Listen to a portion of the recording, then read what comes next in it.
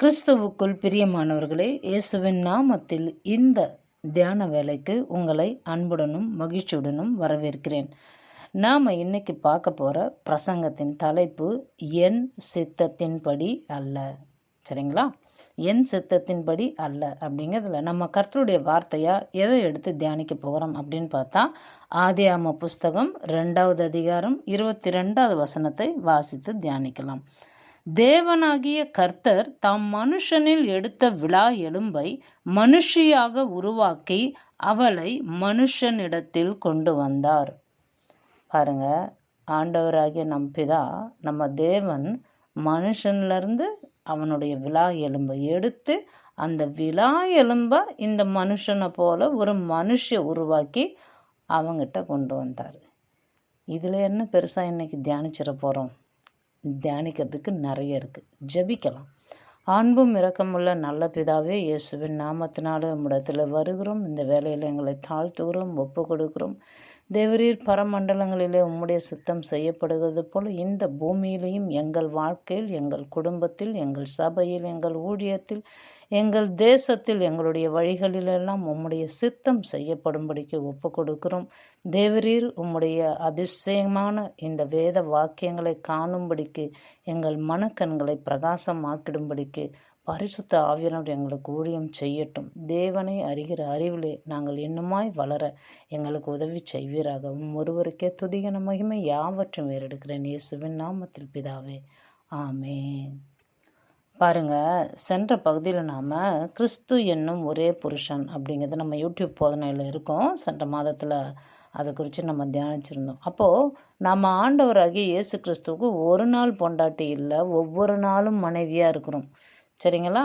அப்போது என்றைக்கோ ஒரு நாள் சபைக்கு வர்றதில்ல, என்றைக்கோ ஒரு நாள் இயேசுவை நேசிக்கிறதில்ல. ஒவ்வொரு நாளும் ஆண்டவரோடு இடைப்பட வேண்டும், அவரோடு உறவாட வேண்டும். எப்படி உறவாடுவீங்க? அவரை கூட்டிகிட்டு பீச்சு சினிமான்னு சுற்றுவீங்களா? கிடையாது. அவருடைய வசனத்தை வாசிக்கணும், தியானிக்கணும், ஜெபிக்கணும், ஆராதிக்கணும், அவர் மீது ரொம்ப அன்பு கூர்ந்து அவர் சொல்கிற கட்டளைகளுக்கு கீழ்ப்படிந்து நடக்கிறது. அப்போ ஒவ்வொரு நாளும் இந்த உறவு மேம்படுகிறது. இந்த உறவு சபைக்கும் இயேசுவுக்கும் இருக்கிறத பற்றி சொல்லுது.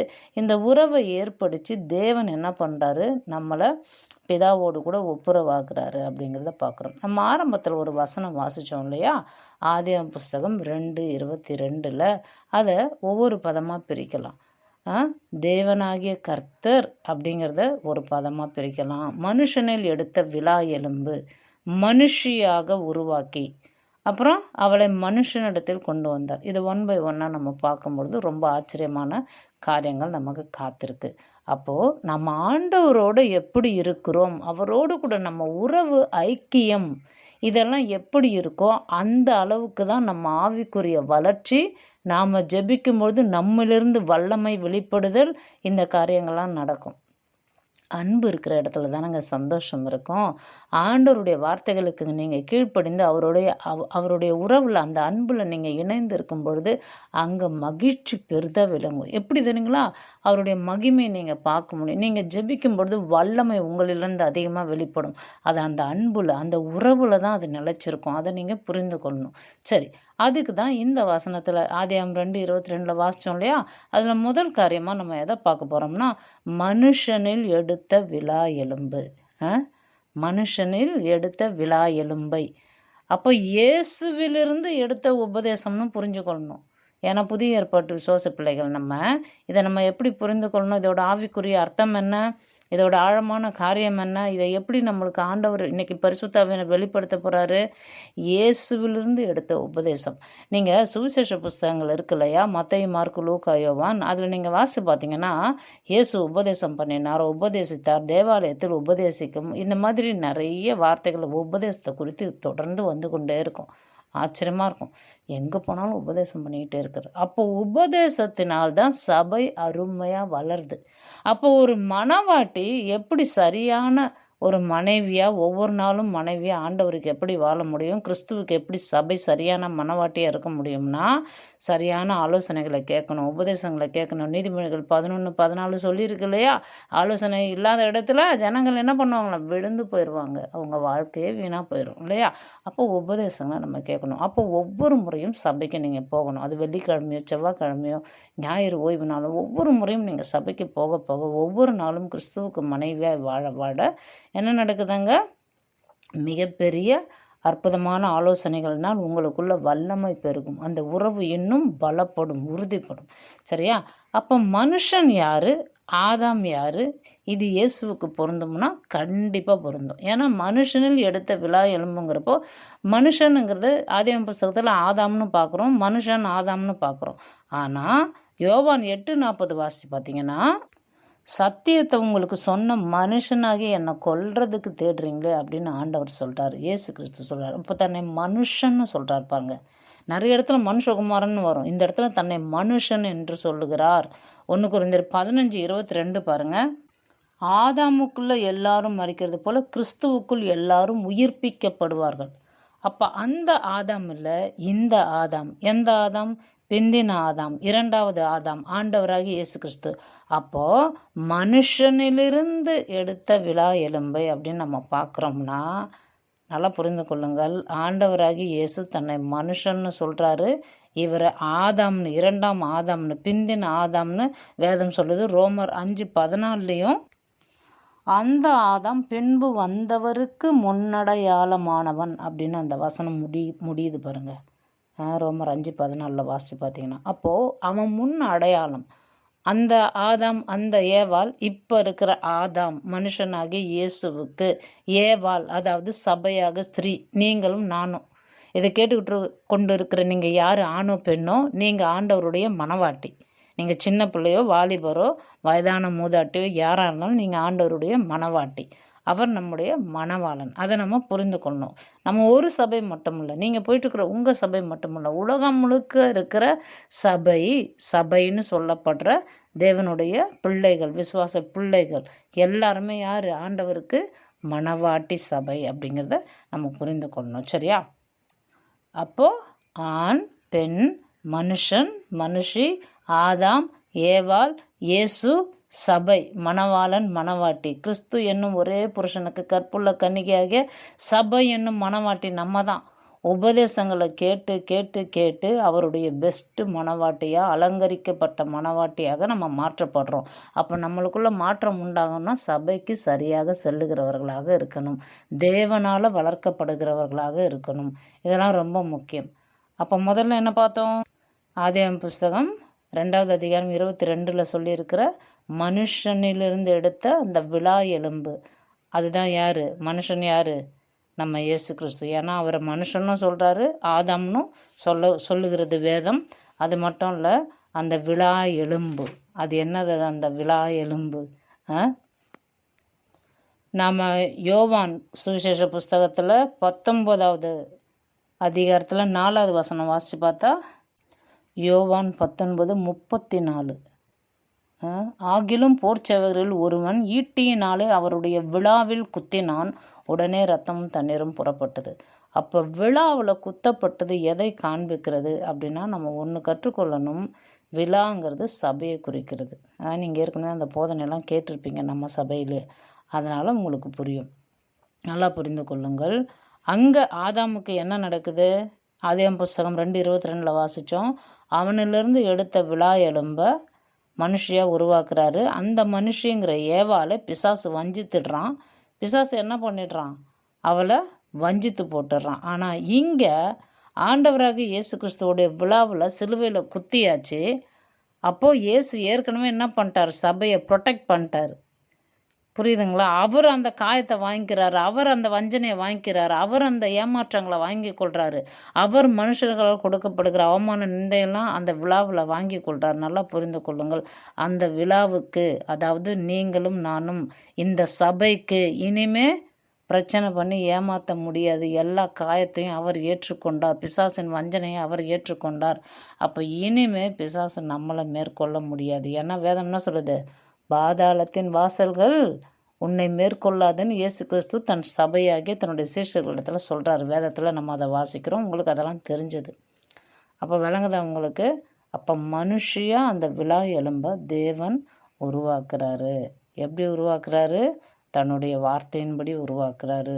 இவர் விருப்பப்படி இல்லை. யோவான் 6:38 வாசித்தீங்கன்னா, என் சித்தத்தின்படி இல்லை, பிதாவின் சித்தத்தின்படி தான் எல்லாமே செய்யப்படுது. ஏன்னா பிதாவுடைய வார்த்தைகளை தான் இவர் சொல்கிறாரு. தானாக ஒன்றும் செய்ய மாட்டார். கெத்செமனே தோட்டத்தில் ஜெபிக்கும் பொழுது கூட, ஆண்டவரே எனக்கு ஒரு சித்தம் இருக்குது, ஆனாலும் என் சித்தத்தின்படியெல்லாம் உம்முடைய சித்தமே ஆக கடவுது அப்படின்னு ஒப்பு கொடுக்குறாரு. அப்போது மனுஷனிலிருந்து எடுக்கப்பட்ட அந்த விழா எலும்பை அதை மனுஷியாக உருவாக்குறார். யார் உருவாக்குறா? பிதாவானவர் கற்றுக் கொடுத்த வார்த்தைகளினால, உபதேசங்களினால கிறிஸ்து நம்மளிடத்துல சொல்லி கொடுக்குறாரு. சபையில் நம்ம போய் அந்த உபதேசங்களை கேட்குறோம்.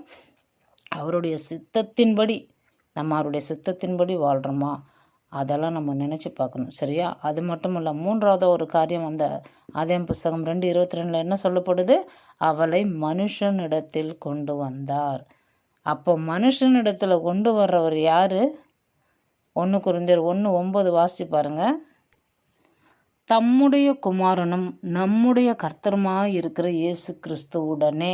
தம்முடைய குமாரன்னா பிதாவுடைய குமாரனாகிய இயேசு கிறிஸ்து நம்முடைய கர்த்தர். அவர் ஐக்கியமாக இருப்பதற்கு உங்களை அழைத்த தேவன் உண்மையுள்ளவர். அப்போ அவரோடு கூட ஐக்கியம், ஒரே மனைவி, ஒரே சபை, மணவாட்டி, கிறிஸ்து என்னும் ஒரே புருஷன். உங்களுக்கு விளங்குதா? இதெல்லாம் நீங்கள் புரிந்து கொள்ள இயேசுவை விட்டு தூரமாக போகவே மாட்டீங்க. இந்த உறவு இவ்வளோ ஸ்ட்ராங்கானதா? இந்த உறவு இவ்வளோ முக்கியம், உலகத்தில் இருக்கிற உறவை விட இந்த உறவு தான் ரொம்ப பெருசு அப்படிங்கிறது உங்களுக்கு விளங்கும். இதை தேவனே இதை செய்கிறாரு பாருங்க. உங்களுக்கு விளங்குதா? யோவான் 6:37 அதை நம்ம தொடர்ச்சியாக வாசிக்கலாம். யோவான் 6:36, 37, 38 வாசிக்கலாம். நீங்கள் என்னை கண்டிருந்தும் விசுவாசியாமல் இருக்கிறீர்கள் என்று உங்களுக்கு சொன்னேன். நிறைய பேர் ஆண்டவரை விசுவாசிக்கிறதில்ல. எப்படி அவரை விசுவாசிக்கணும், எப்படி அவரை ஃபாலோ பண்ணணும், அவருக்கும் நமக்கும் இடையில என்ன உறவு இருக்கிறது, ஏன் இது ஏற்படுது நிறைய பேருக்கு விளங்கலை. இங்கே அவரே சொல்கிறாரு, பிதாவானவர் எனக்கு கொடுக்கிற யாவும் என்னிடத்தில் வரும், என்னிடத்தில் வருகிறவனே நான் புறம்பே தள்ளுவதில்லை. முதல்ல ஆண்டவராக இயேசு கிறிஸ்து என்னோடு சொன்ன ஒரு வாக்கு தத்தம் இது. என் கூட பேசினார். என்னுடைய 27வது வயது முடியும் பொழுது ஆண்டவர் எனக்கு சொன்ன வார்த்தை, என்னிடத்தில் வருகிறவனை நான் புறம்பே தள்ளுவதில்லைன்னு. அன்னைக்கு நான் ஒரு கையை பிடிச்சேன். இன்னை வரைக்கும் நடத்திட்டுருக்கிறார் என்ன. அதனால் கர்த்தரிடத்தில் பிதா கொண்டு வர்றாரு. இயேசுவிடம் நம்மளை பிதா கொண்டு வர்றாருங்க. இது நம்மளாம் ஏதோ விரும்பி போய் ஓகே ஆண்டவரே, நான் கொஞ்ச நாள் ஆண்டவரை விசுவாசித்து பார்க்குறேன், நல்லா இருக்குது இந்த பைபிள் படிக்கலாம், அப்படி இல்லைங்க. பிதாவின் சித்தத்தின்படி 38வது வசனம் சொல்லுது, என் சித்தத்தின்படி அல்ல, என்னை அனுப்பினவருடைய சித்தத்தின்படி. அப்போ நம்ம செய்கிறோமா? பிதாவோட சித்தத்தை செய்கிறோமா? இயேசு கிறிஸ்து பாருங்க, மனுஷனாக வந்தார். மனுஷனாக வந்து நான் தேவன் மனுஷனாக வந்தேன், என் இஷ்டத்துக்கு நான் என்ன வேணாலும் ஆட்டம் போடுவேன் அப்படி வாழலை. ஒரு மனுஷன் எப்படி வாழ வேண்டும் என்று அருமையாக வாழ்ந்து காமிச்சார். அப்போ நீங்களும் நானும் இதை கேட்டுக்கொண்டிருக்கிற அருமையான கர்த்தருடைய பிள்ளையே, நீங்களும் நானும் எப்படி வாழணும் கர்த்தருக்கு? நம்ம சித்தத்தின்படி அல்ல, அவர் சித்தத்தின்படி. அப்போ என் சித்தத்தின்படி அல்ல. சொல்லுவோமா? என் சித்தத்தின்படி அல்ல. இன்னொரு தரம் சொல்லுங்கள். என் சித்தத்தின்படி அல்ல, பிதாவோட சித்தத்தின்படி தான் நம்ம இயேசு போல வாழும்பொழுது அவருடைய மனவாட்டியாக அவரோடு இணைக்கப்படுகிறோம். அப்போ கிறிஸ்து என்னும் ஒரே புருஷன், ஏற்கனவே அந்த போதனை கேட்டிருக்கோம்ல, அவருக்கு நமக்கு எப்படி இந்த உறவு ஏற்படுது, இந்த உறவு எப்படி உருவாச்சு, இது நம்மளால் உண்டாகலை. அதனால தான் நம்ம அவரை விட்டு பிரியவே கூடாது. தேவன் இணைச்சதை பிரிக்க எந்த மனுஷனுக்கும் அதிகாரம் கிடையாது. ஏன்னா இது தேவன் இணைத்தது. மத்தேயு 19:6, மார்க் 10:9 வாசி பாருங்க. தேவன் இணைத்ததை மனுஷன் பிரிக்காது இருக்க கடவன்னு போட்டிருக்கு. தேவன் நம்மளை இயேசுவோட இணைச்சாருங்க. என் சித்தத்தின்படி அல்லன்னு யோவான் 6:38 சொல்லியிருக்கு இல்லையா? தேவன் நினைச்சாரு நம்மளை. நம்மளாக போய் இந்த ஜீசஸ் ரொம்ப ஸ்டைலாக அழகாக இருக்கார், ஹேர் கட்லாம் சூப்பராக இருக்குது, தாடிலாம் வச்சுருக்கிறார், அப்படியே நம்ம போகணும்? இல்லை பாருங்க, தேவன் நினைத்தாருங்க நம்மளை. அப்போ மனுஷன் பிரிக்காது இருக்க கடவன். எந்த மனுஷனும் பிரிக்கக்கூடாது. எந்த மனுஷனும் நம்மளை சபைக்கு போன்னு சொல்லக்கூடாது, போகாதன்னு சொல்லக்கூடாது. மன்னிக்கும், சபைக்கு போகாத, ஜெபிக்காத, வேதவசனம் வாசிக்காத, அதெல்லாம் சும்மா அப்படின்னு சொல்லக்கூடாது. அவங்க மேலே ஆக்கின தீர்ப்பு வரும். ஏன்னா நம்மளுடைய தலை யார்? எபேசியர் 5:23 சொல்லப்பட்டிருக்கு, அவரே சரீரத்திற்கும் அதிகாரியாக இருக்கிறார். யார்? நம்ம ஆண்டவராகி இயேசு கிறிஸ்துவே தலையாக இருக்கிறாரு. அப்போ நம்ம சரீரம் நம்ம இஷ்டத்துக்கு நம்ம எதையாவது பண்ணக்கூடாது. அவர் விருப்பம் இல்லாத செய்யாமல் இருக்கணும். அவருக்கு எது விருப்பமோ அதை செய்யணும். என் சித்தத்தின்படி அல்ல, சொல்லுவோமா? என் சித்தத்தின்படி அல்ல, அவருக்கு என்ன சித்தமோ அதை நிறைவேற்ற தான் நம்ம இருக்கிறோம்.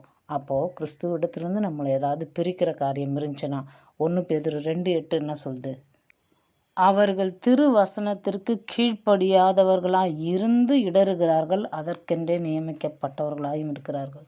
நிறைய பேரை பார்த்து அதிர்ச்சி ஆகாதீங்க. என்ன இவங்கெல்லாம் வசனத்துக்கு கீழ்ப்படிய மாட்டாங்க, என்ன இவங்கெல்லாம் ஆண்டவரை விட்டு தூரமாக போகிறாங்க, அவங்களாம் அதுக்குன்னே நியமிக்கப்பட்டவங்கன்னு போட்டிருக்கு. சரிங்களா? நீங்கள் என்ன பண்ணுங்கள்? இதை கேட்குற அருமையான தேவனுடைய பிள்ளைய நீங்கள் என்ன பண்ணுங்கள்? அவருக்கு கீழ்ப்படிங்க, எல்லாத்துலையும் கீழ்ப்படிங்க. உங்களை திசை திருப்புற காரியங்களை விட்டு விலகி இருங்க. 3 யோவான் 1:10 சொல்லுது, ஆனபடியால் நான் வந்தால் அவன் எங்களுக்கு விரோதமாய் பொல்லாத வார்த்தைகளை அழைப்பி செய்து வருகிற கிரியைகளை நினைத்து கொள்வேன். அவன் இப்படி செய்து வருவதும் போதாமல் தான் சகோதரரை ஏற்றுக்கொள்ளாமல் இருக்கிறதுமன்றி ஏற்றுக்கொள்ள மனதாய் இருக்கிறவர்களையும் தடை செய்து சபைக்கு புறம்பே தள்ளுகிறான். சில பேர் பாருங்களேன், கர்த்தர் கொடுக்குற ஆலோசனைகள் அருமையாக ஊழியத்தை செய்யும் பொழுது அதை சில பேர் ஏற்றுக்கொள்ளவே மாட்டாங்க. அப்படிப்பட்டவங்கள பார்த்துருக்கீங்களா? சில பாஸ்டர்ஸே அப்படி இருக்காங்க. அதுதான் ரொம்ப ஆச்சரியமாக இருக்குது. என்னோடய வாழ்க்கையில் இதெல்லாம் நான் ரொம்ப இந்த அனுபவத்தை கடந்து வந்திருக்கிறேன். அவங்களும் ஏற்றுக்கொள்ள மாட்டாங்க. ஏற்றுக்கொள்ள நினைக்கிறவங்களும் அவங்க என்ன பண்ணுவாங்க? ஒதுக்கி வைப்பாங்க, சபையை விட்டு பிரிப்பாங்க. பாருங்கள், ரொம்ப ஜாக்கிரதை. நீங்கள் போகிற சபைக்கு ஒழுங்காக ஜெபிங்க, உங்கள் ஊழியக்காரர்களுக்கு கீழ்ப்படிஞ்சிருங்க, அவங்க சொல்கிற ஆலோசனையை கேளுங்க, அதை தள்ளி விடாதீங்க. வேறு யாராச்சும் உங்களை இடறுதலுக்கு உண்டாக்குற அந்த காரியங்களை செய்கிறாங்கன்னா உங்களை சபையை விட்டு, சபைக்கெல்லாம் எதுக்கு போகிற, நீ என்ன இந்த மாடர்ன் வேர்ல்டில் இருக்க, கம்ப்யூட்டர் யுகத்தில் இருக்கும், ஏஐ ரொம்ப ஆட்சி செய்து அப்படி இப்படின்னு உங்ககிட்ட நிறைய காரியங்கள் சொல்கிறவங்க இருப்பாங்க. புரிந்து கொள்ளுங்கள். இந்த இடத்துல 9வது வசனம் பாருங்கள். 3 யோவான் 9 நான் சபைக்கு எழுதினேன், ஆனாலும் அவர்கள் முதன்மையாக இருக்கிற விரும்புகிற தியோத்திரப்பு எங்களை ஏற்றுக்கொள்ளவில்லை. இப்போ யார் நம்மளை ஏற்றுக்கொள்ள மாட்டாங்க? யார் தேவனுடைய வசனத்தை ஏற்றுக்கொள்ள மாட்டாங்க? யார் கர்த்தருடைய ஆலோசனைகளை ஏற்றுக்கொள்ள மாட்டாங்க? யார் தேவனை விட்டு பிரிக்க நினைப்பாங்க? யார் சபைக்கு புறம்பே தள்ளுற காரியங்களை பார்ப்பாங்க அப்படின்னு பார்த்தா அந்த ஒரு பேர் இருக்குது பாருங்கள், தியோத்திரப்புன்னு. அந்த பேருக்கு அர்த்தம் பார்த்தேன் பாருங்கள். இதெல்லாம் அதில் போட்டிருக்கு. தன்னை முதன்மையாக கருதுவான், மற்றவர்களை அற்பமாக கருதுவான், அப்போஸ்தலர்களுக்கு விரோதமாய் பொல்லாத வார்த்தைகளை பேசி அலப்புவான், விரோதங்களை உண்டாக்குவான், அவதூறு பேசுகிறவன், இடித்து தள்ளுவது சிதறடிப்பதான் அவன் வேலை. அப்போ நம்ம ஆண்டவராகிய இயேசு கிறிஸ்து மத்தேயு 12:30 சொல்கிறாரு, என்னோடு சேர்க்காதவன் யார்? எனக்கு விரோதியாக இருக்கிறான். அப்போ என் கூட பிதா கூட இயேசு கூட நம்ம சேர்ந்து இணைந்து போகிறதும் இல்லாமல் நம்ம சகோதரர்களும் வா, இயேசுவிடம் வா, நம்ம அவருக்காக உண்டாக்கப்பட்டோம், நாம் அவருடைய மனவாட்டி சபை, அவர்தான் நம்முடைய மனவாளன், அவர்தான் கிறிஸ்து, அவர்தான் தலை, அவரால் தான் நம்ம இருக்கிறோம். இது வெறுமனே கிறிஸ்து சுவிசேஷ புஸ்தகத்தில் வந்ததுனால 2000 வருஷத்துக்கு முன்னாடி சொல்லப்பட்ட காரியம் இல்லை. ஆதியாகமம் புஸ்தகத்தில் 2வது அதிகாரத்தில் 22வது வசனத்தில் ஆதாம் ஏவாளை பற்றி சொல்லியிருக்கே. தேவன் அவங்கள உருவாக்குனாரு. அங்கவே நம்மளை குறித்து தான் ரகசியம் சொல்லப்பட்டு விட்டுருக்கு. அந்த ரகசியத்தை இன்றைக்கி நம்ம கற்றுக்கொள்கிறோம். அப்படின்னு புரிந்து கொண்டு என்ன பண்ணணும்? கிறிஸ்துவுக்குள்ளே ஒவ்வொரு நாளும் வளரணும். விளங்குதா உங்களுக்கு? அப்போ நீங்களும் நானும் யார்? மனுஷனிலிருந்து எடுத்த விழா எலும்பு. ஆண்டவர் என்னும் மனுஷன், இயேசு என்னும் ஆதாம், அவருடைய உபதேசத்தினால், எலும்புங்கிறது உபதேசத்தை குறிக்கிறது, அவருடைய விழா, அவருடைய சபை நம்ம, அவரிலிருந்து நம்ம எடுக்கப்பட்டோம். மனுஷியாக உருவாக்கி நம்மளை அவருடைய ஆலோசனைகளினால் உருவாக்கி அற்புதமான சபையாக மாற்றுகிறார். அவளை மனுஷனிடத்தில் கொண்டு வந்தார். ஏன் கொண்டு வராரு? அவரோடு இணைந்து இருக்கும்படிக்கு, இசைந்து இருக்கும்படிக்கு, ஒன்றாக இருக்கும்படிக்கு. யார் இந்த வேலையை செய்கிறா? தேவனே செஞ்சார். ஏன்னா தாம் உண்டாக்கி மனுஷனிடத்தில் மனுஷியை கொண்டு வர்றார். யார்? தேவன். அந்த இடத்துல என்ன போட்டிருக்கு? தேவனுங்கிற வார்த்தை எபிரேய பதத்தில் ஈலோகிம், சிருஷ்டி கர்த்தர் அப்படின்னு போட்டிருக்கு. அப்போ பிதாவாகிய தேவன் கிறிஸ்து இயேசுவை மரியாள் என்னும் மனுஷனிடத்தில் உருவாக்குறாரு. அவரை மட்டும் இல்லை, சபையாகிய நம்மளையும் உருவாக்கிட்டாரு. நம்மளை இப்போ அவரோடு கூட இணைச்சிட்டாரு. அதனால் நாம் அவரை விட்டு பிரியக்கூடாது, சபையை விட்டு என்றைக்கும் பிரியக்கூடாது. சபைக்கு தலை கிறிஸ்து. நம்ம சபைக்கு போயாகணும். ஏன்னா நம்ம அதற்காக விசேஷமாக உபதேசத்தில் வளர்க்கப்படுகிறோம். விளங்குதா உங்களுக்கு? அப்போது நம்ம என் சித்தத்தின்படி அல்ல. ஒரு தடவை சொல்லுவோமா? என் சித்தத்தின்படி அல்ல, இயேசுவின் சித்தத்தின்படி தான் நான் வாழ்வேன். அவருக்கு மனவாட்டியாக, இயேசு என்னும் ஒரே புருஷனுக்கு மனவாட்டியாக வாழ்வேன். ஒவ்வொரு நாளும், எனக்கே ஒரு நாள் இல்லை, ஒவ்வொரு நாளும் அவருடைய மனைவி. ஜெபித்து நிறைவு செய்யலாம். அன்பு மிரக்கமுள்ள நல்ல பிதாவே, இயேசுவின் நாமத்தினாலே முடத்தில் வருகிறோம். இந்த வேலையில் எங்களை தாழ்த்துகிறோம், ஒப்பு கொடுக்கிறோம். தெய்வீக தயவுக்காக நன்றி. எப்பேற்பட்ட நல்ல கர்த்தரை, அன்பின் ஆண்டவரை, சர்வ வல்லமையுள்ள ராஜாவை நாங்கள் தொழுது கொள்ளும்படிக்கு எங்களுக்கு கிடைத்த இந்த வாய்ப்புக்காக, இந்த வேலைக்காக, இந்த தியானத்திற்காக நாங்கள் நன்றி செலுத்துகிறோம். உம்முடைய வேதத்தில் உள்ள அதிசயங்களை காணவும், அவைகளை கற்றுக்கொள்ளும் நீர் ஆலோசனைகளை தருவதற்கும் நாங்கள் நன்றி செலுத்துகிறோம். இந்த நாளிலும் கர்த்தாவே, நாங்கள் மனுஷனாகிய ஆதாம் என்னும் இயேசு கிறிஸ்துவனிடத்திலிருந்து நாங்கள் உருவாக்கப்பட்டோம். அவருடைய உபதேசங்களால் நாங்கள் அற்புதமாக உருவாக்கப்படுகிற மனவாட்டி சபையாக இருக்கிறோம். எங்களை அவரோடு கூட சேர்க்கும்படிக்கு பிதாவே நீரே இணைத்தீர். இந்த இணைப்பை நாங்கள் ஒரு நாளும் துண்டித்து போடாதபடிக்கு, கிறிஸ்துவை விட்டு பிரியாதபடிக்கு, சபையை விட்டு பிரியாதபடிக்கு ஒவ்வொரு நாளும் ஆண்டவரே உம்முடைய சபையில் கொடுக்கப்படுகிற வார்த்தைகளை கேட்டு இயேசுவுக்கு ஏற்ற மனவாட்டியாக நாள்தோறும் எங்களை நீர் நடத்தும்படிக்கு ஒப்பு கொடுக்கிறோம். நன்றி செலுத்துகிறோம். இதை கேட்டுக்கொண்டிருக்கிற ஒவ்வொரு பிள்ளைகளுடைய வாழ்க்கையில் தேவன் இணைத்ததை மனுஷர்கள் பிரிக்க நினைக்கும் பொழுது அதை பிரியாதிருக்க இது பலமான அற்புதமான உறவு. இந்த உறவு தேவனால் ஏற்படுத்தப்பட்ட உறவு. இந்த உறவின் மூலம், இந்த ஐக்கியத்தின் மூலம் இதில் ஆண்டவர் அதிக வல்லமையை தந்து எங்களை அற்புதமாய் நடத்தி ஆவிக்குரிய அடுத்த கட்டத்திற்கு எடுத்து செல்ல வல்லவர் என்பதை புரிந்து கொள்ளட்டும். உமக்கு சாட்சியாக விளங்கட்டும். இவர்களை இயேசுவின் நாமத்தினாலே ஆசீர்வதிக்கிறேன் பிதாவே. ஆமேன். நம்முடைய கர்த்தராக இயேசு கிறிஸ்துவின் கிருபையும், பிதாவாகிய தேவனுடைய அன்பும், பரிசுத்தமுள்ள ஆவியானுடைய ஐக்கியமும், சந்தோஷம், சமாதானம் இப்பொழுதும் எப்பொழுதும் சதா காலமும் நம் ஆண்டவரும் இரட்சகரும் மணவாளரும் ஆகிய இயேசு கிறிஸ்துவின் 2ஆம் வருகை மட்டும் நம்மோடு கூடவே இருப்பதாக. ஆமேன். என் மணவாளன் இயேசு ராஜாவை நான் காணவே வாஞ்சிக்கிறேன். என் ஆசையெல்லாம் என் இயேசுதானே, அவர் பொன்முகம்தான் நான் பார்க்கணுமே. அல்லேலூயா, அல்லேலூயா, அல்லேலூயா, அல்லேலூயா. God bless you.